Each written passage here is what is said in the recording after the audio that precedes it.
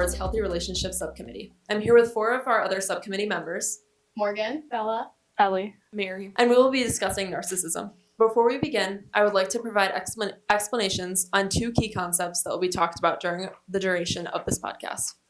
Narcissists have a sense of entitlement and feel as though they are superior to people. They are known to take advantage of others and typically feel no remorse for doing so. Gaslighting, which is a form of manipulation and psychological control, is where you are deliberately fed false information that leads you to question what you know. Now let us begin the discussion. How can you become aware of or identify narcissistic behaviors? For me, being able to identify narcissistic behavior is a really big thing for me because I've seen a lot of it in my life.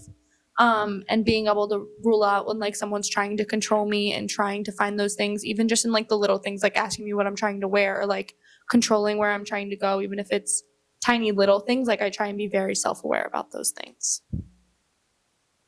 I think it's definitely important to really pay attention to those little things because if you don't take control of them sooner, then that person might think of you almost as like an easy sort of person to manipulate, and they might like continue and it might snowball into like controlling you on bigger things, like more so past like the smaller things that they start with.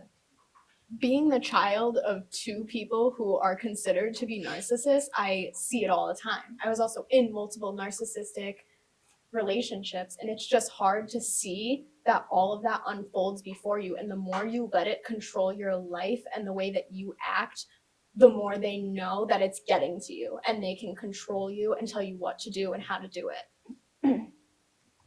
And it's also really important for me, at least, to listen to the people that you're close to. Listen to your parents if you're close to them. Listen to your friends. Listen to what they're trying to say to you. Like, it might not sound good to you in the moment, but like in like the actuality of everything, they're just trying to help you. So like listening to those little things. I think people, like especially parents and friends, have a really good gauge of like understanding a relationship that you might not see as problematic. Like for example, I don't know if other people feel this way, but I know with my parents, they get like an immediate sense of like who a person is when they meet them, Yeah. and they always like give me advice, and like I might not believe them in the moment, but after like some time, usually what they end up saying does end up like being confirmed. Yep. The amount of times that has happened with my stepmom, she always tells me that somebody's going to be exactly like this, and then they turn out to be exactly that. And I never believe her until it happens. All right, so as soon as you identify those behaviors, do you think it's possible to change them? I don't. I think like within yourself, you can find a way to change your perspective of maybe that person, like trying to see where they're coming from. But like in the actuality of all of it, I genuinely think it's a mental health kind of thing, like where it's just the way they've always lived and you don't know, like maybe that's traumatic for them. It comes from trauma, stuff like that. But those things, they may be able to be changed, but I don't think you can change them.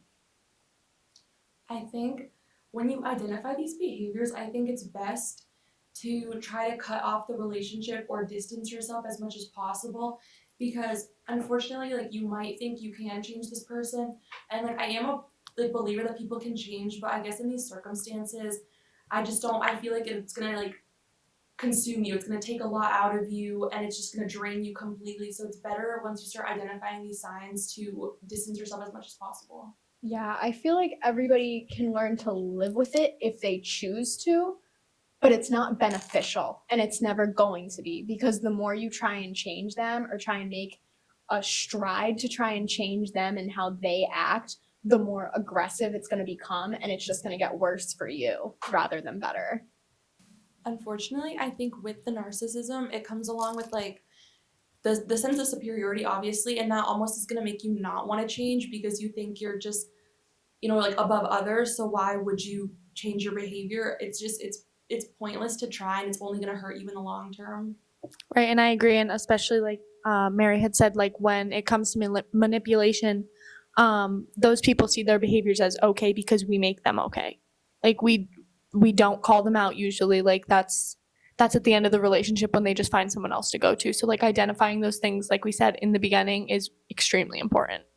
Would it be any different if it was someone incredibly close to you, such as like, say it's your mom, and sometimes you have a relationship with her where you love her, and then there are other times where it's like she's awful to you and you don't know like how to fix it, for example.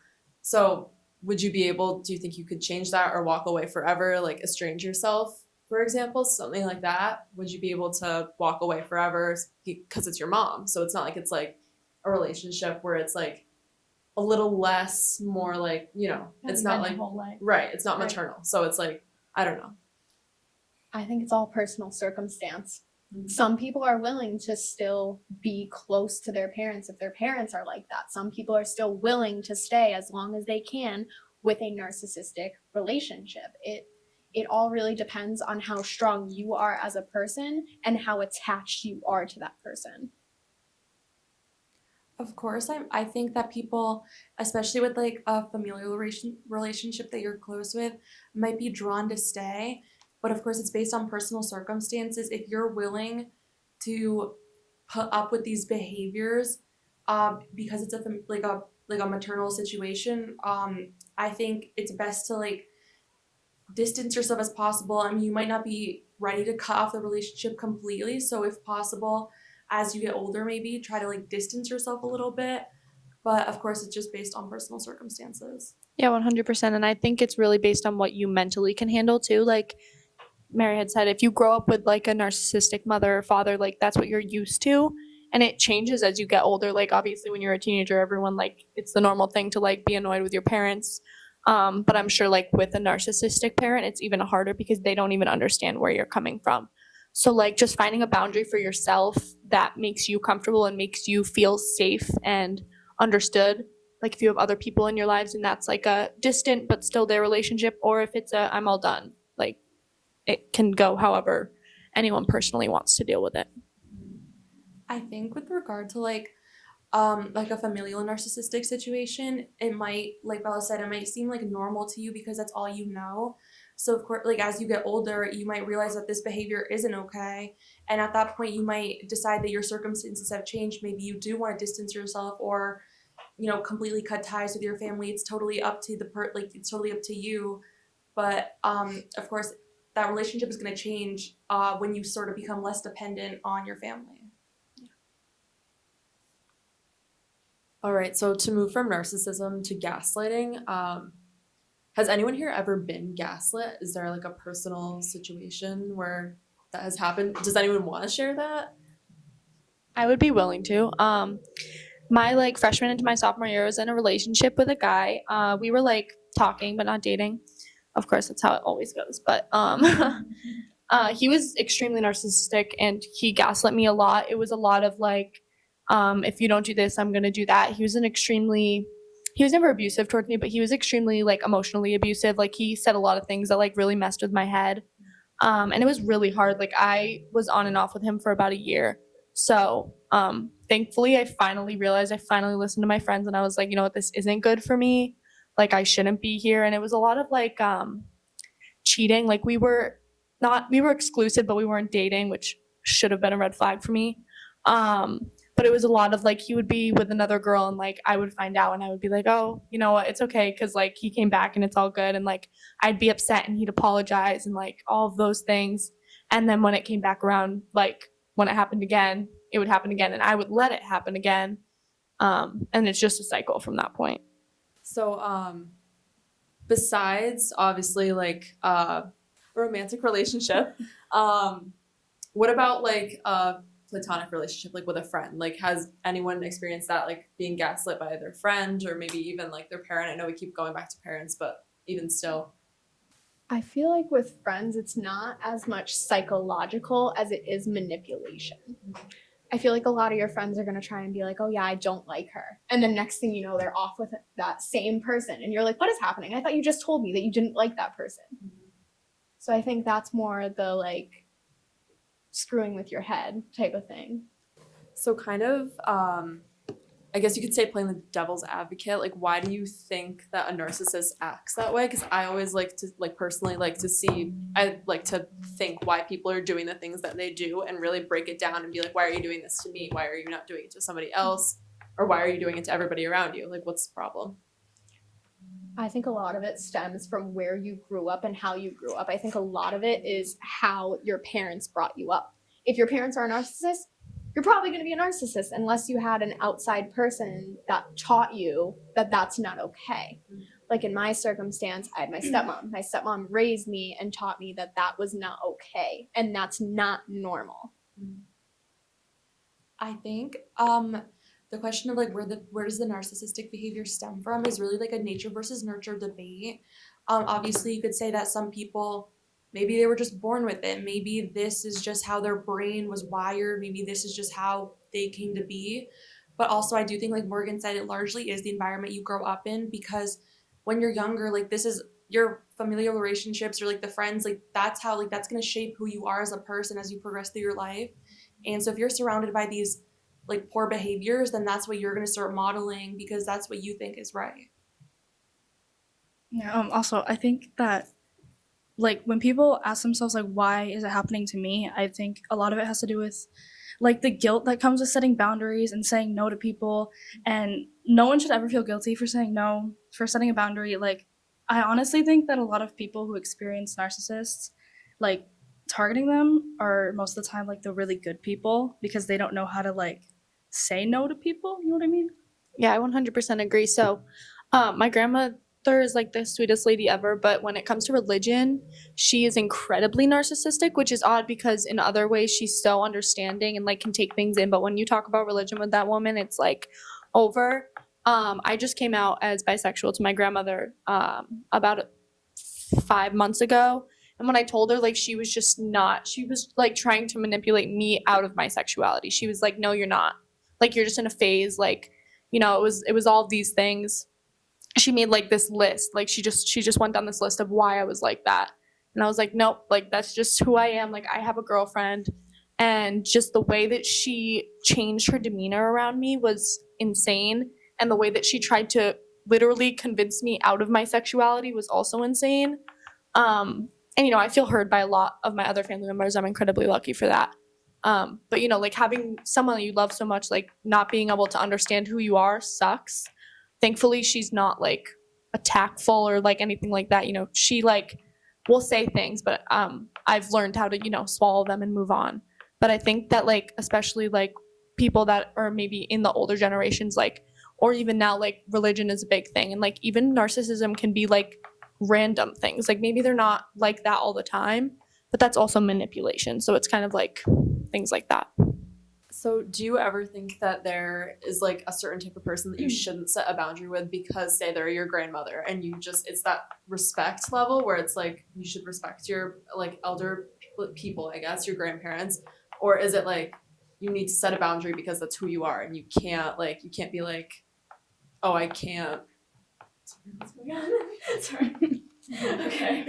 Got that out. Is there like a level of like you need to respect this person so you can't set a boundary with them because you would feel too bad because it's somebody that you look up to? Or is it like you're hurting me, I need to tell you that you're hurting me? Is it something like that? Me personally, I'm not afraid to say it. If you are not being respectful of me and I'm supposed to respect you, that's not fair to me. Mm-hmm.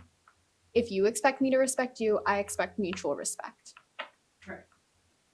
So I'm like the total opposite. I would love mutual respect, but I have a problem saying no, like Ellie had said. And it's like punched me in the face a million times. But especially with my grandmother, I've had a really hard time with that. Thankfully, my mom is incredibly supportive of me and she covers for me when I can't do that. Like, my mom would go in a battle with my grandma for me. Like, my grandma loves me, she really does. But the way that she talks to me when it refers to sexuality is just like so like diminishing to me, and my mom doesn't like to see that, obviously. So I'm lucky enough to have those things, but I definitely think that that's something I need to work on. I need to learn how to set those boundaries, and it's something really important that everyone should be able to do. I think, like Morgan said, I definitely agree with the fact that like respect does go both ways, and I think that there's obviously always going to be people who are older than you or who are in like a higher position of authority than you.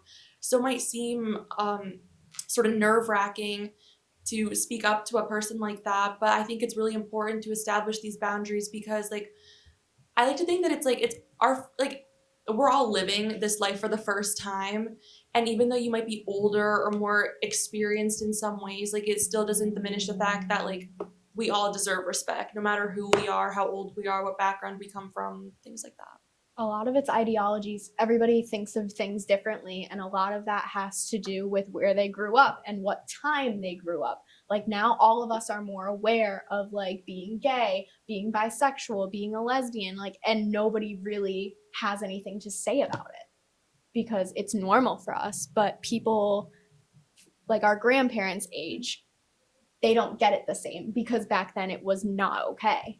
It was considered not okay. And I think, like Morgan said, it's important to know their position and understand, like Chloe had said earlier, where they're coming from, why they're doing these things. Like, they're not intentionally sometimes trying to hurt you. Sometimes it's literally what's burnt into their brain. Like, that's just what they know, and they don't go against it, just like we don't go against our beliefs. All right, and to end off, how can someone in this type of situation keep their independence and not allow someone to control them? I feel like it goes along with a lot of what we've already said. It's respect levels, and you need to establish the respect levels with the other people. Yeah, and not feel guilty about it. Yeah, you can't feel guilty for saying no and no and no over and over and over again. And you have to keep that consistency or else it's going to blow up in your face. And I think that all of that in a nutshell is boundaries. Like, set boundaries. Don't feel uncomfortable doing it. You have every single right in the world to respect yourself and be able to respect the things that you believe in, just like they're allowed to respect the things they believe in. But boundaries is the biggest thing. I think everyone deserves respect and everyone deserves to be able to set these boundaries. And I think a really important thing is to listen to your support systems. They want what's best for you, whether that be a friend, a family member, because they might have an outside perspective that you may not see with like the rose-colored like glasses on. So I think it's definitely important to listen to outside perspectives. And additionally, if you or someone you know is believed to be in this type of situation, please visit bit.ly 1 in 11 resources for more help.